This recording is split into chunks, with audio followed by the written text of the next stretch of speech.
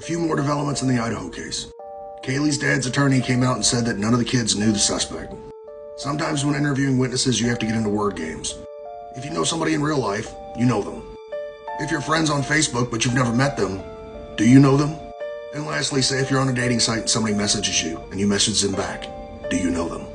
My second thought is, as a 21-year-old student, how much information did you pass on to your parents on daily conversations? Like if you had a 10-second in-passing conversation with the suspect and he made a pass at you and you told him to get bent, would you tell that to your parents? The bar owner in Pennsylvania went out of his way to make a note saying this guy could be a problem because he just didn't know when to quit. I've said before, I think the main target was Kaylee, based on the severity of her injuries, and the suspect was so careless in the room where she was in that he dropped the knife sheath, and that could have been from rage or excitement. Have you noticed no girlfriends have come forward with this guy? I think this rage has been building for a long time.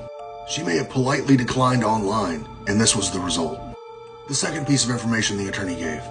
According to the family's attorney, the suspect was so close to the kid's house that their Wi-Fi showed up on his phone. This is where we get into an area I don't know a lot about. When you go by any Wi-Fi, does your phone log that Wi-Fi? Because that would be thousands, like in a day.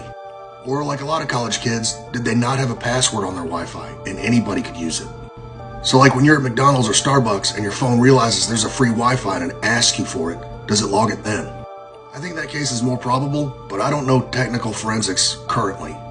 But it goes to show when he was making those late night recon trips, he was looking in their windows. Motion sensor lights outside the house are never a bad idea. I have some in my Amazon store that are wireless and solar. And as a reminder, always draw your blinds and curtains when the sun goes down. It makes it really easy to see inside. I'm still putting my true crime podcast over on here. Please give me a follow on that platform. My next podcast out will be part 2 of the Zodiac. You can find all my links at killerbtactical.org. That's killerbtactical.org.